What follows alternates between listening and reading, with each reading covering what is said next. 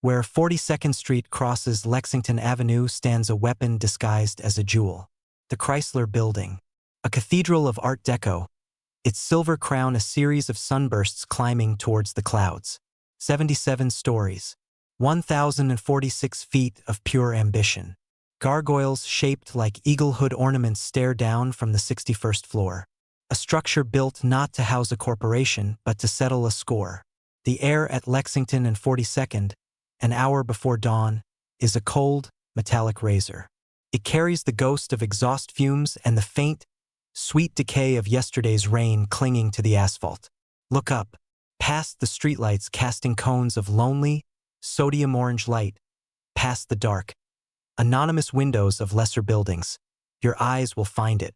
The Chrysler Building does not simply occupy its space in the skyline. It holds court.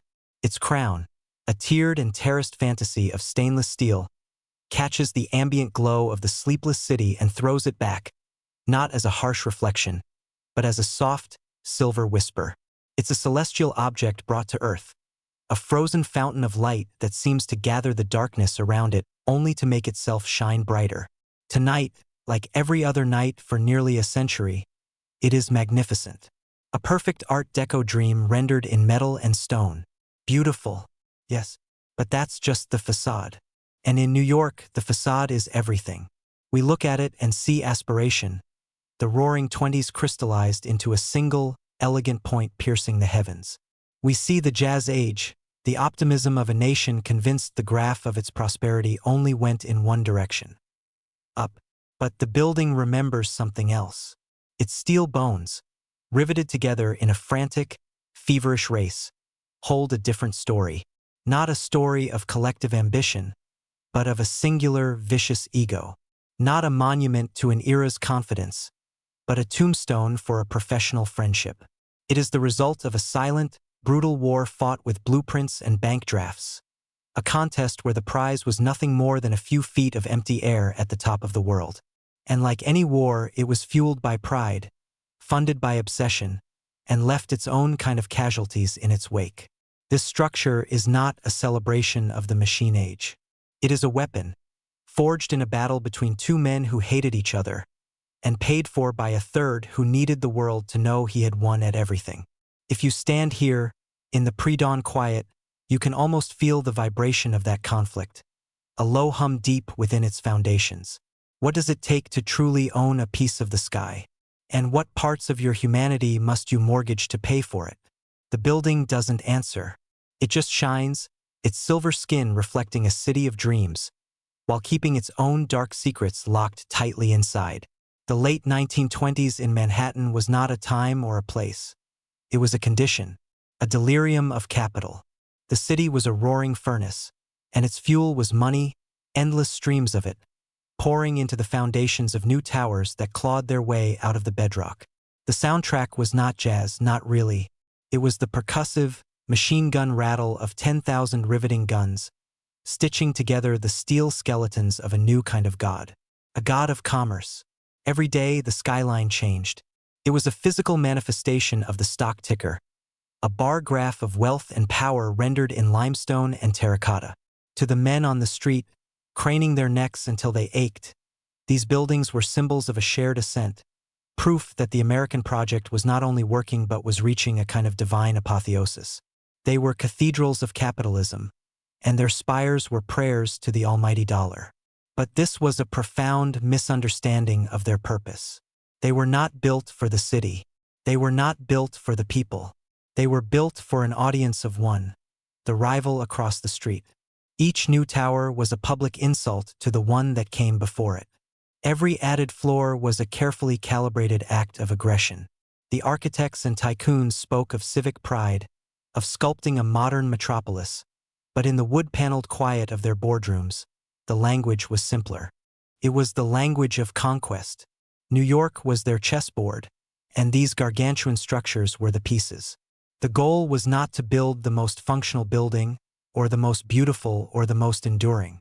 The goal was simply to be the tallest, to hold, for however brief a moment, that one meaningless, all-important title, to cast a shadow over your enemies. It was a pathology of verticality, a city infected with a kind of architectural gigantism, driven by men whose bank accounts were limitless but whose insecurities were bottomless. They were terraforming the island, not for the future of humanity, but to settle personal scores. The steel frames rising from the dust and rubble were not skeletons of progress. They were the exposed bones of a private war, a conflict whose victories would be measured in feet and inches, and whose treaties would be signed by the last rivet hammered into the highest point. Walter P. Chrysler did not come from money. He did not come from New York. He came from the grease-stained floors of a railroad workshop in Kansas. His hands knew the heft of a wrench, the heat of a locomotive's firebox. He was a mechanic, a tinkerer, a man who understood the intricate dance of pistons and gears. When he turned his mind to automobiles, he didn't just build cars. He built an empire from the ground up, fighting his way into the gilded circle of American industry through sheer force of will. But for a man like Chrysler, a self-made titan in an age of inherited wealth, success was a restless ghost. It was never enough to be rich. One had to be seen as rich. It was never enough to be powerful. One had to project that power in a way that was permanent, undeniable. An automobile, for all its chrome and horsepower, was ephemeral. It rusted. It went out of style. It was a product of its moment. Walter Chrysler was chasing something else. He was chasing immortality. When he looked at the rising skyline of Manhattan, he didn't see architecture. He saw the world's most expensive, most exclusive billboard. He needed a headquarters, yes, but what he truly wanted was a legacy cast in stone, a three-dimensional trademark that would outlive him, his cars, his company. He wanted his name etched into the clouds. The decision to build the world's tallest building was not a business calculation. It was a psychological imperative. It was the ultimate act of a man from the flatlands of Kansas planting his flag on the summit of the world. He approached the project not as a patron of the arts, but as an engineer confronting a problem. The problem was obscurity. The solution was verticality. He would hire an architect, but he would be the true builder, the driving force, the ghost in the machine. Every decision, from the choice of marble in the lobby to the shape of the spire, would be an extension of his own identity. The building was to be a portrait of him. Innovative, flashy, a perfect fusion of mechanical precision and ambitious showmanship. It was a way to tell the Fords and the Rockefellers and the Vanderbilts that the boy from the railroad yard had not just joined their club. He had built its new clubhouse, higher than any of them had ever dared to dream.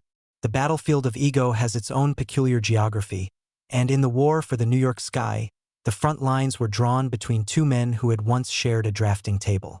H. Craig Severance was the architect of record for 40 Wall Street, the Bank of Manhattan Trust Building. He was everything his former partner was not: conservative, connected, reliable. He was the kind of man powerful bankers trusted. He built sturdy, respectable towers that conveyed a sense of permanence and profitability. His work was handsome, but it did not sing. And for years, he had lived in the shadow of the man he had once mentored and then rejected: William Van Allen. Theirs was a story as old as ambition itself. The partnership of Severance and Van Allen had dissolved in a cloud of acrimony and lawsuits, a professional divorce that left scars of bitterness on both sides. Severance saw Van Allen as a flighty, impractical artist, obsessed with frivolous ornamentation and theatrical flair. Van Allen saw Severance as a plodding, unimaginative suit, a man who traded vision for a safe commission. When Severance landed the prestigious 40 Wall Street project, and Van Allen was chosen by Chrysler for his tower, the city became the arena for their final public reckoning. It was no longer a simple race between two corporations. It was a deeply personal duel. Every move Severance made with his design was a calculated message to Van Allen. Every flourish Van Allen sketched was a defiant retort to Severance. Their buildings became proxies, steel and stone avatars locked in a silent, vertical combat. For Severance, winning was a matter of professional validation. It was to prove that his steady, businesslike approach was superior to Van Allen's mercurial artistry.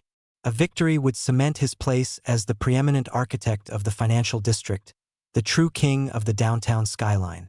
He fought with pragmatism, adding floors, strengthening his steel, calculating his heights with a cold, clear-eyed focus on the single goal of being the tallest. He saw the race as a problem of engineering and finance. He failed to understand that his rival, the man he had cast aside, saw it as a work of art and a work of war. William Van Allen was a pyrotechnician of architecture. He did not design buildings, he orchestrated them.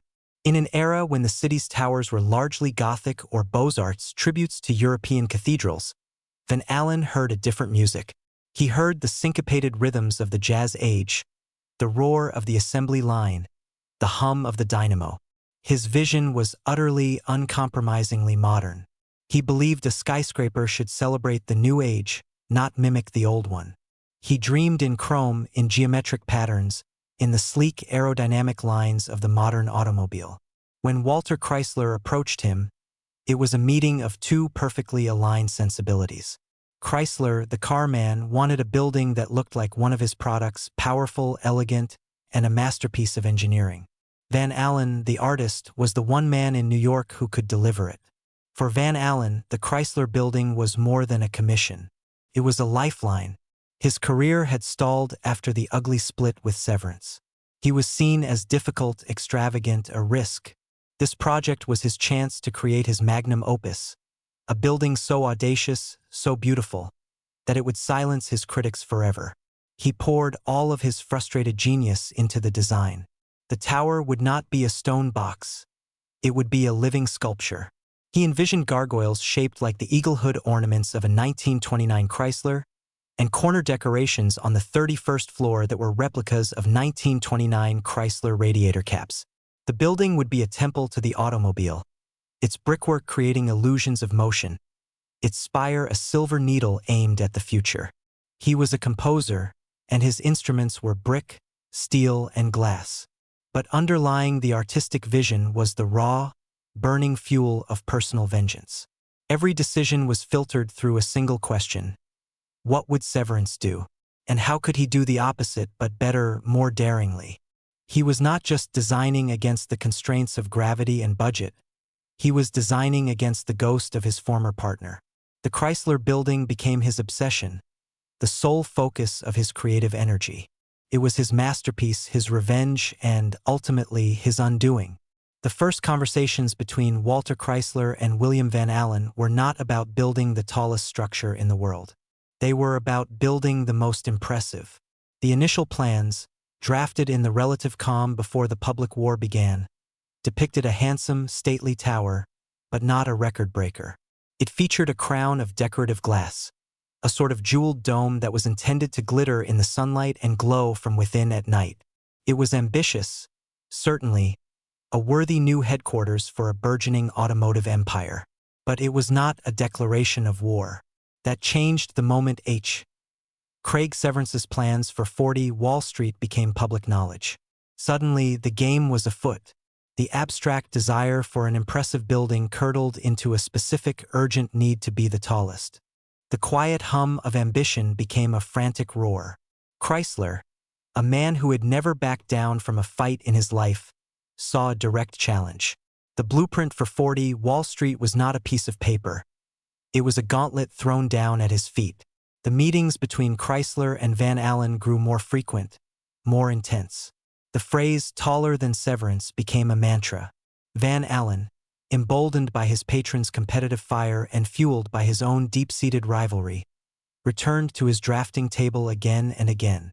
The designs grew bolder, sleeker, and, most importantly, higher. The jeweled glass dome was scrapped, deemed too delicate, too conventional. In its place, a new concept began to emerge. A metallic, ribbed crown, inspired by the sunburst motif popular in Art Deco, that would taper into a needle-like finial. It was more aggressive, more masculine, a silver bayonet aimed at the sky. With every revision, the budget swelled. The tonnage of steel required multiplied. The engineering challenges became more complex. Chrysler, a man who understood the value of a dollar better than most, signed off on every new expense without hesitation. This was no longer an investment in real estate. It was an investment in dominance. The blueprints ceased to be mere architectural plans. They became strategic documents, tactical maps for a vertical campaign. Each line drawn by Van Allen's pencil was a new offensive, each calculation a preparation for the final assault on the heavens. The race for the sky was too good a story for the newspapers to ignore. It had all the elements of a great drama. Larger-than-life characters, immense fortunes, and a simple, easily understood goal. The press transformed a private obsession into a public spectacle. Journalists became war correspondents, filing daily dispatches from the front lines of construction on 42nd Street and Wall Street. The rising steel skeletons were tracked foot by foot, like the score of a game. Every new girder hoisted into place was reported. Every new floor completed was a headline. The city, and soon the country, was captivated. People placed bets in offices and speakeasies. School children followed the progress. The rivalry between Chrysler and Severance, between Van Allen and his past, was no longer a private affair. It was now a national pastime. This public scrutiny acted like an accelerant on the already raging fires of ego. Chrysler and the backers of 40 Wall Street began issuing press releases like battlefield communiques, announcing revised heights, boasting of construction speeds, and taking subtle and sometimes not so subtle jabs at their opponent. The pressure on the architects was immense. They were no longer just building for their clients. They were performing for an audience of millions. Every design choice was subject to public opinion. Every construction delay was a potential source of public humiliation. For Walter Chrysler, this was a perfect scenario. He was a master of public relations, a man who had built his automotive brand on clever marketing. He understood that the building itself was only part of the product. The story of its creation was just as valuable. The media frenzy was free advertising on an unprecedented scale, cementing the name Chrysler in the public consciousness as a synonym for ambition, innovation, and victory. The building was becoming a celebrity before its first window was even installed. But for Van Allen, the artist, the spotlight was a harsher glare. He was now caught in a relentless cycle of one-upmanship, forced to alter his vision not for aesthetic reasons, but to gain a few precious, headline-grabbing feet. The art of architecture was being subsumed by the sport of competition. The grand symphony he had intended to compose was being drowned out by the roar of the crowd. The first act of creation was an act of destruction. Old buildings at the corner of Lexington and 42nd were torn down, their stone and brick reduced to rubble, carted away to make a wound in the earth. And into this wound descended the sandhogs. These men, many of them Irish and Eastern European immigrants, worked in the dark, damp, and dangerous world beneath the city streets. They dug through layers of soil and rock, blasting and drilling their way down to the solid bedrock of Manhattan schist that would anchor the tower's immense weight. They worked in compressed air caissons, a technology that allowed them to excavate below the water table, but which carried the constant risk of the bends, a crippling and sometimes fatal affliction caused by nitrogen bubbles forming in the bloodstream. Above ground, another army assembled, the ironworkers. They were a breed apart, men who possessed a casual intimacy with death. They walked narrow steel beams 1,000 feet in the air with no safety nets, no harnesses, nothing but their own sense of balance between them and the void. Their job was to catch red-hot rivets tossed up from a forge below in a metal cone, jam them into holes, and then flatten them with a pneumatic hammer, all in a matter of seconds before the metal cooled. The sound of their work was the sound of the city's growth, a deafening, ceaseless metallic chatter that echoed for miles. An average of 4 floors were assembled a week, a pace that was both miraculous and brutal. This invisible army, the 1,000 hands that laid the bricks and drove the rivets, labored for a dream that was not their own. They were building a monument to a rich man's pride, but their own names would never be etched into its walls. They were the human machinery, the living infrastructure upon which the whole glittering enterprise depended. Their sweat was the mortar, their calloused hands the true foundation. While Walter Chrysler watched the progress from his comfortable office, these men were paying for his ambition with their bodies, gambling their lives daily for a paycheck in a city that was rapidly running out of time and luck. A skyscraper is not built. It is amassed. It is a logistical miracle, a carefully choreographed ballet of supply and demand playing out on a vertical stage. For the Chrysler Building, the numbers were an incantation of industrial might. 20,961 tons of structural steel, forged in mills hundreds of miles away, shipped to the city on barges and trains, and then trucked through the congested streets of Manhattan to the construction site. 3,826,000 bricks, each one lifted and placed by hand. Nearly 400,000 cubic feet of stone, including the gleaming white marble for the facade and the exotic African black granite for the storefronts. 56,000 square feet of exterior marble. 300 miles of electrical wiring, enough to connect New York to Boston. 21 elevators, the fastest in the world, manufactured by Otis. The building was a voracious consumer, devouring a mountain of raw materials drawn from across the globe. And flowing in the opposite direction was an endless river of money. The final cost would be $14 million, a staggering sum in 1930, equivalent to hundreds of millions today. Every cent of it came from the personal fortune of Walter P. Chrysler. He did not take out loans. He did not form a consortium of investors. He paid for it himself, writing checks from his own accounts. This was a critical detail. It made the building entirely his, a personal possession, an extension of his own will, unencumbered by the demands of a board or the caution of bankers. The ledgers from that time tell a story not of architecture, but of acquisition.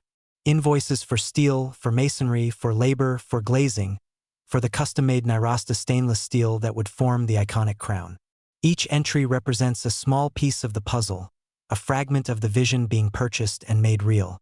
This relentless flow of capital was the lifeblood of the project. It allowed Van Allen to specify the finest materials, to pursue his most ornate designs, and to keep the pace of construction at a breakneck speed. The building was a machine for converting Chrysler's automotive profits into architectural prestige, a complex alchemy turning money not into gold, but into something far more valuable in the currency of his world: height. There were two Chrysler buildings being constructed simultaneously on the same plot of land. One was a place of sublime beauty, the other a zone of relentless, gritty labor. The upstairs world was the one of the imagination, of the finished product. It existed in Van Allen's detailed renderings and in the opulent ground floor lobby, which was being meticulously assembled even as the floors above were still raw, open skeletons. Here, the finest artisans were at work. They laid down floors of Moroccan and Belgian marble in intricate geometric patterns. They paneled the walls with rare woods from across the world, creating complex marquetry scenes that celebrated the workers and machines of the modern age. They installed custom light fixtures of patterned glass and polished steel that cast a warm, futuristic glow. The centerpiece was the ceiling mural by Edward Trumbull, a vast, dynamic painting titled Transport and Human Endeavor, depicting airplanes, ocean liners, and the Chrysler assembly line itself in a heroic tribute to progress. This lobby was the public face of the project, a jewel box designed to awe and inspire, to communicate in the language of luxury the immense power and sophistication of the Chrysler Corporation. Meanwhile, hundreds of feet above, the downstairs world was a different reality. Here there was no marble, only concrete floors rough with dust and debris. No rare woods, only the raw steel of the frame, exposed to the biting wind that whipped around the tower. There were no artful light fixtures, only the harsh glare of temporary work lamps or the dim, gray light of an overcast sky. This was the world of the workers, a vertical factory floor where the only aesthetics were those of pure function. The contrast was absolute. The men who risked their lives on the high steel would likely never set foot in the magnificent lobby they were making possible. They were part of the machinery, not the audience. They were creating a sanctuary of wealth and power that was, by its very nature, exclusive and inaccessible to them. The building was a perfect microcosm of the era's class structure, a polished, ornate shell for the privileged few, built upon the anonymous, back-breaking labor of the many. The war of numbers escalated. Throughout 1929, as both towers climbed higher, the rivalry became a frantic, public auction of feet and inches. H. Craig Severance, confident in his straightforward design and the deep pockets of his banking clients, seemed to hold the upper hand. He played a conventional game, simply adding more floors whenever it seemed Chrysler and Van Allen were catching up. The plans for 40 Wall Street were revised multiple times, each revision pushing its final height upward. The original design was extended, and then extended again. Finally, Severance made what he believed would be the final, decisive move. He announced that a grand, decorative pyramid and flagpole would be added to the top of 40 Wall Street, bringing its total height to a triumphant 927 feet. This would make it comfortably taller than the Eiffel Tower and, more importantly, taller than any projected height for the Chrysler Building. The newspapers ran with the story. The race was over. Severance had won. 40 Wall Street, a building of handsome but conventional design, would be the new champion of the world. For Walter Chrysler, it was a moment of intense public humiliation. For William Van Allen, it was a professional catastrophe, a public defeat at the hands of the man he despised most. They had been outmaneuvered, outplayed at their own game. The city watched, waiting for their response, but none came. The Chrysler camp went silent. Construction continued at a steady pace, but no revised plans were filed. No new heights were announced. To the outside world, it looked like a concession. It appeared that Chrysler had accepted second place, that his ambitious dream had been capped by the more practical, more powerful bankers downtown. But this silence was not the silence of defeat. It was the silence of conspiracy. While Severance was celebrating his victory in the press, Van Allen and Chrysler were preparing a masterstroke of architectural deception, a secret weapon that was being forged in plain sight, yet remained completely invisible to their rivals and the public. The trap was being laid, baited with their own apparent failure. The secret was the spire. It was William Van Allen's grand trick, his architectural sleight of hand, an ace hidden up his sleeve for the entire game. While Severance was publicly stacking floors onto his tower, Van Allen was privately designing something far more dramatic. He conceived of a 185-foot-long spire, a tapering needle of astonishing grace and complexity, which would form the true summit of his building. But it would not be built in the open. That was the genius of the plan. The entire spire, which he called the vertex, was constructed in sections in a workshop on the ground, out of sight. It was made from a special German-made stainless steel called Nyrasta, a gleaming, corrosion-resistant alloy that would never tarnish and would shine like silver in the sun. Once the pieces were forged and assembled on the ground to ensure a perfect fit, they were secretly disassembled and hoisted up to the top of the building, inside the hollow space of the rising crown. For weeks, as the world believed the race was lost, workers were painstakingly assembling this massive metal needle within the building's domed structure, completely hidden from view. The operation was conducted with the secrecy of a military campaign. No one outside of a small, trusted circle knew the true final height of the building. Van Allen had even filed false plans with the city to throw off his competitors. The spire was not just an architectural element. It was a Trojan horse. It was a physical manifestation of Van Allen's theatricality and Chrysler's competitive ruthlessness. It represented a fundamental difference in how the two sides approached the contest. Severance saw it as a battle of attrition, a straightforward contest of who could build higher. Van Allen, the artist and showman, saw it as a drama, a performance that required a stunning, surprise finale. He wasn't just aiming to be taller, he was aiming for a moment of shock and awe, a public reveal so dramatic it would not only secure the record, but would also make his rival look like a fool. The vertex was the checkmate move in a long and complex game, waiting silently in the dark for its cue. The day was May 23, 1930. The sky over Manhattan was a clear, brilliant blue. Atop the nearly completed Chrysler building, all appeared finished.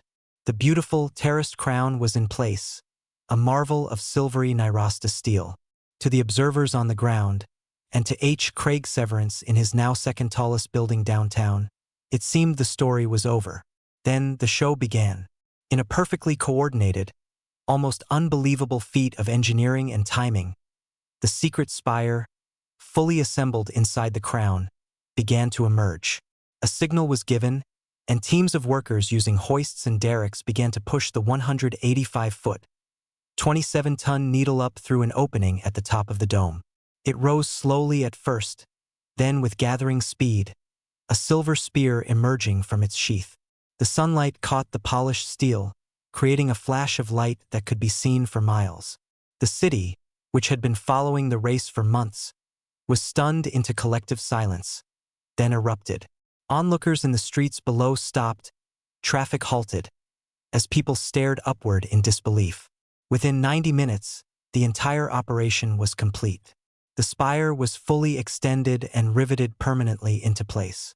In the space of a lunch break, the Chrysler building had grown by 185 feet, soaring to a total height of 1,046 feet. It was not just the tallest building in the world. It had surpassed its rival by a staggering 119 feet. It was a victory of unprecedented audacity. The newspapers, which had only weeks before declared Severance the winner, scrambled to print new headlines. Van Allen had not just won. He had delivered a public humiliation. He had allowed his rival to celebrate a victory that was never real. For one brief, shining moment, everything was perfect. Walter Chrysler had his monument. William Van Allen had his masterpiece and his revenge. They stood at the absolute pinnacle of the world, masters of a universe they had constructed from steel and hubris. The triumph was absolute. It was also, though they did not yet know it, an illusion. The applause had barely faded when the world began to crumble. The victory hoist of the Chrysler Spire in May of 1930 was an act of supreme confidence, a final, flamboyant gesture from an era that was already dead. The seeds of its demise had been sown 7 months earlier, in October of 1929, with the catastrophic crash of the stock market.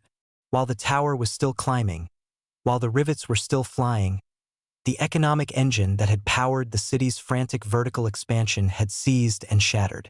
The Great Crash was not a singular event but the start of a slow, inexorable slide into the abyss of the Great Depression. The Jazz Age optimism that had fueled the race to the sky, the giddy belief in limitless growth and easy money, evaporated like a puddle in the summer heat. Suddenly, the Chrysler building, conceived in a moment of boundless prosperity, was a relic before it was even finished. Its gleaming, triumphant spire stood over a city that was rapidly being consumed by fear and despair. The tower that was meant to be a symbol of a bright, mechanized future now looked down upon breadlines, upon shuttered businesses, upon the hollowed-out faces of men who had lost everything. The timing was a masterpiece of tragic irony. Walter Chrysler had won his race to the sky at the precise moment the sky began to fall. The building's Art Deco ornamentation, its celebration of luxury and motion, now seemed painfully, almost cruelly, out of touch with the grim reality on the streets below. It was a monument to a party that was long over, its music still faintly playing in a silent, empty room. The victory, so brilliantly achieved, was instantly rendered hollow, a testament to a world that no longer existed. The building was no longer just a structure of steel and stone.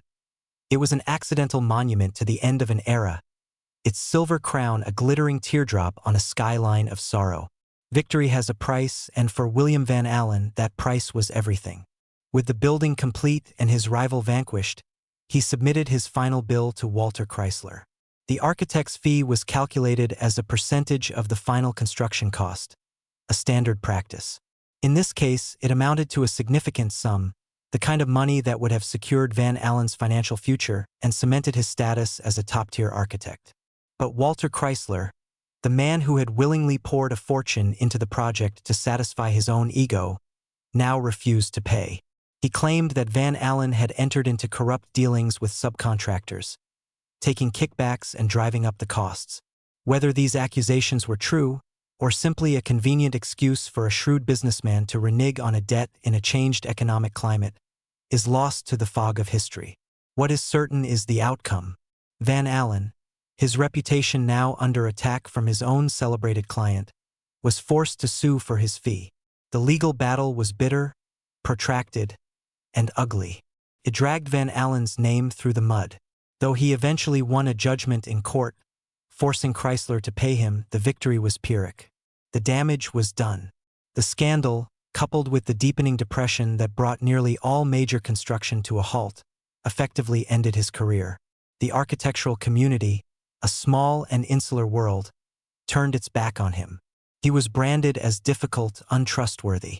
The man who had designed the most beautiful skyscraper in the world, the artist who had won the great race to the sky with a stroke of theatrical genius, would never again receive a major commission.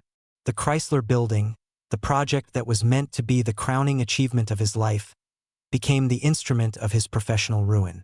He faded into obscurity, a forgotten genius. His masterpiece stood gleaming on the skyline, a constant, painful reminder of a triumph that had cost him his name, his career, and his future. The final rivet of the spire had not just secured a world record, it had sealed his fate. The reign was glorious, and it was brief. For 11 months, the Chrysler Building held the coveted title of the world's tallest building. Its spire was the highest man-made point on the planet, a distinction that Walter Chrysler savored and leveraged in his company's advertising. It was the physical proof of his supremacy. But in the relentless vertical warfare of Manhattan, supremacy is a fleeting condition. Even as the Chrysler Building was being completed, another, even more monstrous project was already rising from the ground just a few blocks away. The Empire State Building was the product of a different kind of corporate rivalry, a feud between John J. Raskob of General Motors and the DuPont family. It was conceived with one simple, brutal objective: to be so tall that its record could not be broken for a generation. The design was less ornate, less artistically ambitious than Van Allen's creation. It was a pure expression of commercial power, a relentless stack of floors designed for maximum rentable space, crowned with a mooring mast for dirigibles that was, in reality, a cynical ploy to add height. In April of 1931, less than a year after the Chrysler Building opened its doors, the Empire State Building topped out at 1,250 feet, snatching away the title. The race that had consumed so much money, so much energy, and so much of William Van Allen's life was rendered a historical footnote almost overnight. The Chrysler Building became the second tallest, the former champion, a position that holds no glory. The ultimate prize, the singular goal that had driven the entire project, was lost. The world's gaze shifted to the new behemoth on 34th Street. This swift defeat underscored the profound futility of the entire endeavor. The quest for permanence through height was an illusion. The sky was not a territory that could be permanently conquered. It was merely leased to the highest bidder, and the lease was always temporary. The Chrysler Building was left with its beauty, its elegance, and its silver crown, but its primary reason for being, the very core of its creator's ambition, had vanished into thin air. It was a king deposed after the shortest of reigns, left to preside over a kingdom of memory. The doors opened in 1930 to a city that had no use for it. The Chrysler Building, a $14 million jewel box, was a commercial catastrophe. In the depths of the Great Depression, with businesses failing by the day, there was little demand for premium office space in a luxury skyscraper. The building that had been a symbol of roaring 20s prosperity became an icon of 30s austerity. But not by choice. It was largely empty. Brokers struggled to find tenants willing to pay the high rents required to make such a building profitable. For years, floor after floor remained dark and silent. The high-speed elevators, a marvel of modern engineering, often carried a single passenger up through the echoing void. From the outside, it was a triumph. Its stainless steel crown glittered in the sun, a beacon of hope and beauty on the skyline. But inside, it was a ghost town. The contrast was stark and poignant. A magnificent vessel, built to be a bustling hub of commerce and activity, was adrift and deserted. For the Chrysler family, who owned the building outright, it became not a source of pride and profit, but a financial albatross. It was a constant drain, a beautiful, expensive, and profoundly lonely asset. The building itself, the silent protagonist of this story, entered a long period of quietude. It had been born of noise and frantic energy, the rattle of rivets, the shouts of workers, the clamor of the press, and now it was condemned to an almost monastic silence. Its ornate lobby, with its rich marbles and heroic murals, saw only a trickle of visitors. The observation deck on the 71st floor, which offered breathtaking views of the city, was often deserted. The building waited. It had been conceived as a machine for business, but it had become something else. A work of art, waiting patiently for the world to change, for the economic winter to thaw, and for people to once again have a reason to reach for the sky. It had outlived the boom that created it. Now it had to endure the bust that followed. Decades passed. The world went to war and the city changed. The sleek, optimistic futurism of Art Deco fell out of favor, replaced by the stark, glass and steel functionalism of the international style. The Chrysler building, once the very definition of modern, began to look like a relic from a forgotten age. It became old-fashioned, gaudy, a piece of pre-war nostalgia. Its intricate ornamentation was seen as frivolous, its theatricality as unserious. The building, like so many of its contemporaries, suffered from a quiet neglect. The once gleaming Nirasta steel of its crown grew dull, tarnished by decades of pollution and acid rain. The intricate brickwork became stained. The grand lobby lost some of its luster. It was still a landmark on the skyline, of course, but it was a familiar one, taken for granted, its radical beauty no longer truly seen. It was simply part of the background, a handsome old building in a city obsessed with the new. But time has a way of turning fashion into history. By the 1970s, a new generation of architects, historians, and ordinary citizens began to look at the Chrysler building with fresh eyes. A renewed appreciation for the Art Deco style began to emerge.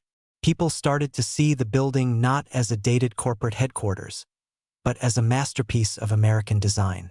It was a survivor, a unique and irreplaceable artifact from a lost moment of creative exuberance. This rediscovery led to its salvation.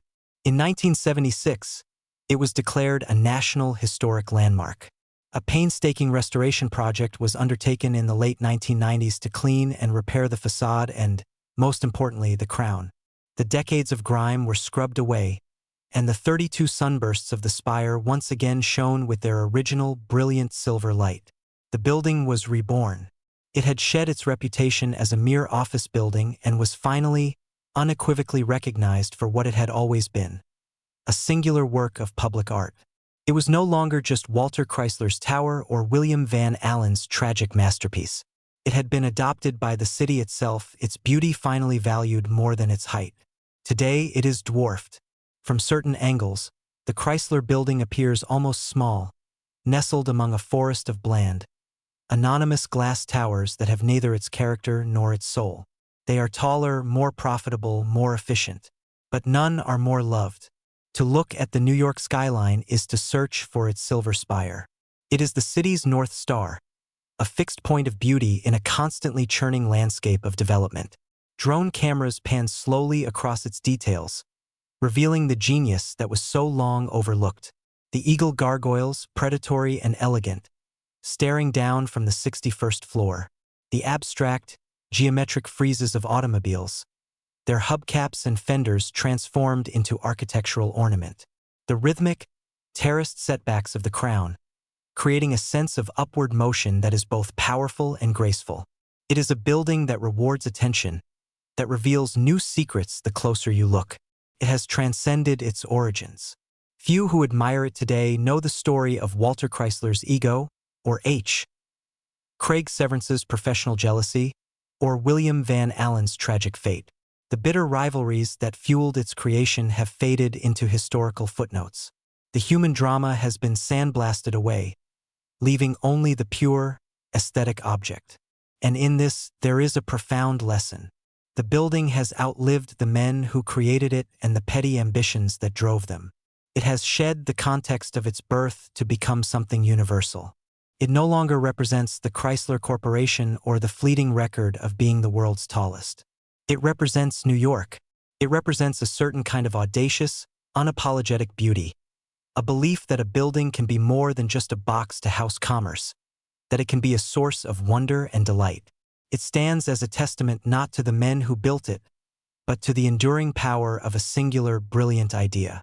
We return to the corner of Lexington and 42nd, to the cold night air. The building stands, as it did at the beginning of our story, a silent silver sentinel.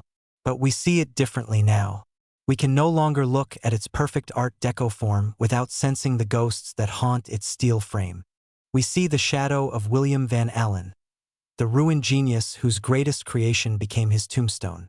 We see the ghost of Walter Chrysler, the mechanic from Kansas who bought himself a piece of the sky, only to have his victory rendered hollow by the crash of the world below. We see the countless, nameless workers, the men who walked the high steel and risked their lives for a dream that was not their own. The building is a mirror, and in its gleaming facade, we see the reflection of our own striving. The desperate human need to build something that will last, to leave a mark, to cheat death and the slow corrosion of time. Was it worth it? The question hangs in the air, as sharp and cold as the spire itself. Was the creation of this one, undeniably beautiful object worth the ruined careers, the financial waste, the human cost of its construction? The building offers no easy answers. It simply is. It stands as a monument to the best and worst of our natures, our capacity for sublime artistic vision, and our capacity for petty, destructive pride. It is a testament to the fact that sometimes the most beautiful things are born from the ugliest of impulses. A skyscraper is the ultimate act of hubris, an attempt to defy gravity, to conquer nature, to write one's name in a place where it does not belong. The Chrysler Building is perhaps the most beautiful act of hubris ever conceived. And as the first light of dawn begins to touch its silver tip, it holds its secrets close, a glittering, silent monument to a spectacular, and terribly human, failure.